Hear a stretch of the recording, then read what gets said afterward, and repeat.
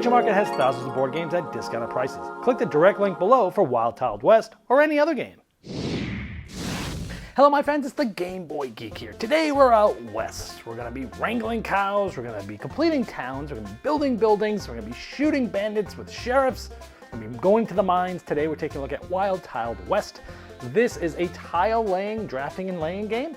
It was designed by the same person that designed Clank, and this is done by Dire Wolf. Let me show you how it's played really quickly, and I'll see you on the other side.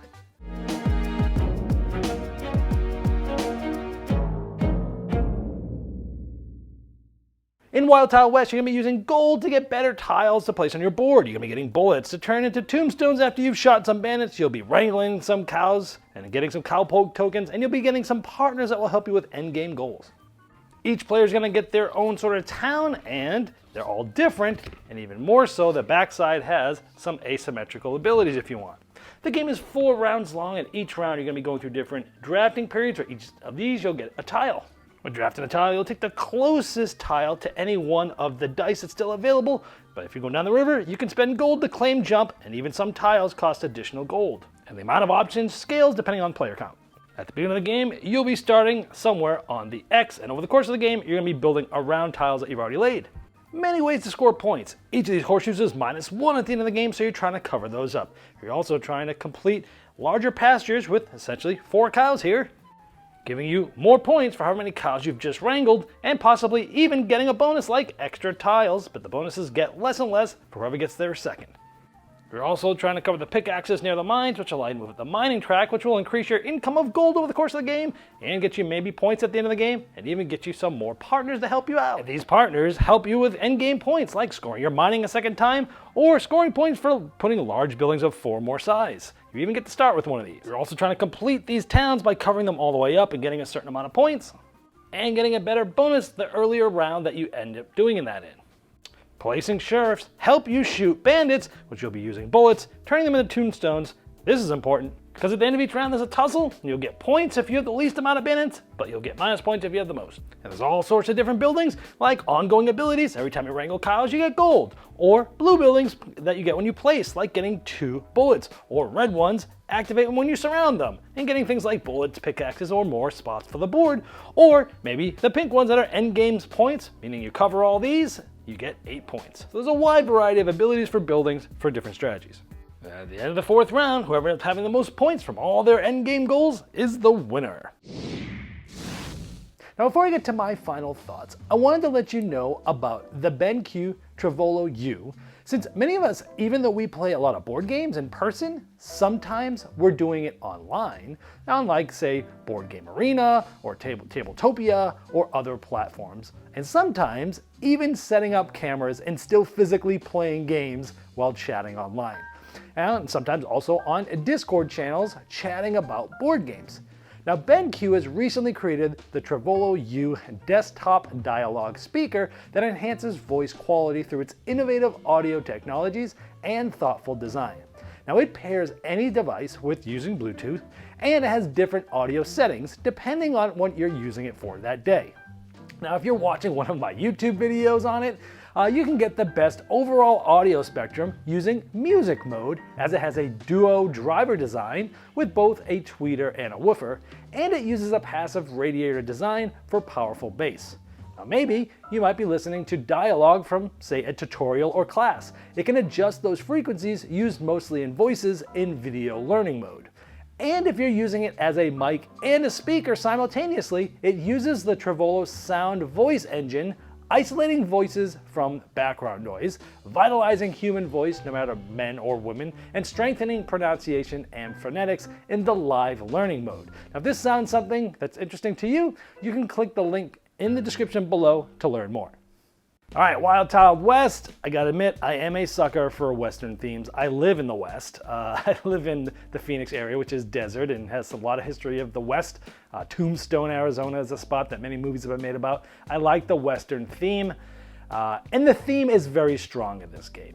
You're building a town, you're wrangling cows, there's bandits arriving, you're trying to get the sheriffs to shoot the bandits, you're going to the mines, all these different things. And even the buildings themselves are thematic, like the fancy saloon In the bank, you surround it, you get a bunch of money, stuff like that. I like that the theme is strong in this game, which is another reason why I like the Western themes, because it's very easy to tie to those types of things.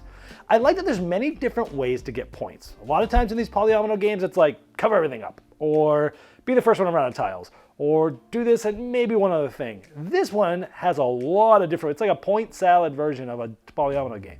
You're getting points by covering horseshoes, by creating pastures and wrangling cows, by completing towns, by getting bullets, putting out sheriffs and killing the bandits, by going up the mining track, and all the other things. And in addition to that, the partner cards, which is another thing I love about this. They give you unique ways to score. So you get two at the beginning of the game, you get to select one, secretly you have it. And then there's other ways like moving up the mine track that gets you another one. So you could have maybe a couple of those that you're scoring at the end. They're big points at the end. That gives you some focus, and I like those too. I like all the different building abilities. They all seem to do different things. This gives you a wide variety of decision space and agency as to what you're trying to do. But of course, you're always limited to which buildings you can get. You can try to be going down a strategy and hope that the die ends up in that spot, and hope that there's still tiles there left of those to get them later. I like that you can, when you're making those choices, you can claim jump from the water spaces, spending gold to jump down, and sometimes even spending additional gold on other tiles as well.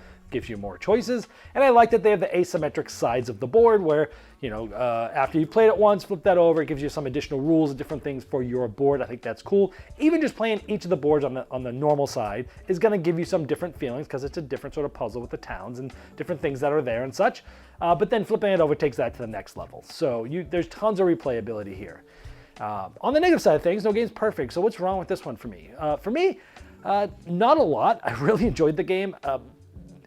Covering the towns, there's a couple of partners and such that have to do with what's in your town. And once the board starts to get filled up, it's really hard to tell, is that in a town or not? And you have to kind of like pick the piece up and look. It's a minor nitpick, but it is there. It happened to me. I had the last time I played this, I had to get a certain amount of bandits in a certain amount of different towns. And I had as I'm placing them, I'm remembering, but then as I'm like, wait, did I have one in there or not? Pick it up. Little nitpick there. The game is actually harder with less players. And that's because the game scales with the amount of dice that's rolled per the amount of players. So if you play with just two players, I think there's 3 dice that are rolled, right? And then so you draft one, they draft one, there's one left. But at most, you're getting 3 choices on the best, on the best one. 5-player game, I think there's 6 dice being rolled, right? I think off the top of my head. But then the first player has a lot of choices, and the next player has even more than if you went first in the 2-player game. So the game is tighter and harder to get stuff done with less players. So the game lends itself, I think, to having more openness with more players. But that also brings up the other problem with the game. It kind of compounds that, because the game gives you more choices with more players, which is better. But more players takes more time because it's not necessarily simultaneous. Each player is taking something in order in all these drafts. And often you need to rethink your turn because someone takes the tile you want or in the row that you want, and they've removed the die, and now you're like, crap, now what am I going to do? Let me look at all the tiles again and see which one I want. Let me see, oh wait, does this one fit? It's turn by turn, and sometimes the turns can be a little long because of that, because people are taking things other people want, and they thought they knew what they wanted, now they don't. So on your turn, you often have to think, okay, I want this. If I don't get it, what's next? Well, you're not really sure, right? Because some other people might take other things too. So it's one of those things where you kind of have to decide almost on your turn sometimes to rethink it, and it causes longer downtime, and that's compounded by more players, which I think the game actually plays better for because you get better choices. That's the biggest problem I have with the game, is it plays better with more, but that also compounds more problems. So if you want less of the downtime, you play with smaller player counts, but then you have lesser choices, even if you're first, and the game's a little bit harder. You don't get as much done. It's not as fulfilling. So those are my biggest negatives. With all that being said, I love the game. It's fantastic. It's very different from, I'd say, Planet Unknown, which a lot of people are going to try to compare this to because it's, a medium weight game that has polyomino drafting and building and asymmetrics and this and that. It gives similar feelings to wow, this game's great, but it's a very different game. The other game is completely simultaneous. Everyone's drafting the tile at the same time, placing on it at the same time, go. That game has a smoother action selection mechanism for sure. You might have a little bit more going on with the rules and moving up the tracks, what the little civ cards do and this and that. This one has some rules too, but it's on a building by building basis. You could pass the manual over to someone who wants to just look it up, things like that. But this is good. It's in the same conversation as Planet Unknown, which is huge because that game was nominated for the Kinderspiel des Jahres just recently. So for all those reasons, I am keeping this game in my gaming library, which I maybe keep 1 out of every 20 games that comes through the door these days. Because that means I have to get rid of something, but in the meantime, it'll sit on the new arrival shelf. And for that, it is going to be getting a saxophone serenade. So let's hit it.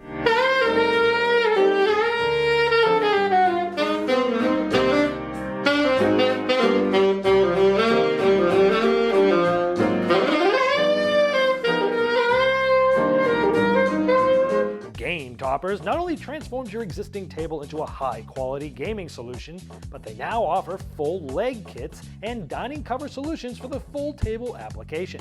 Paired with over 20 styles of thematic game mats in 11 different sizes from notable board game artists like Vincent Dutray, collapsible cup holders, and real cool accessories, experience what thousands of other gamers enjoy by upgrading every game you play with a Game Topper system. Save hundreds of dollars on Game Topper package deals that are in stock now for immediate shipping at GameToppersLLC.com or click the link below.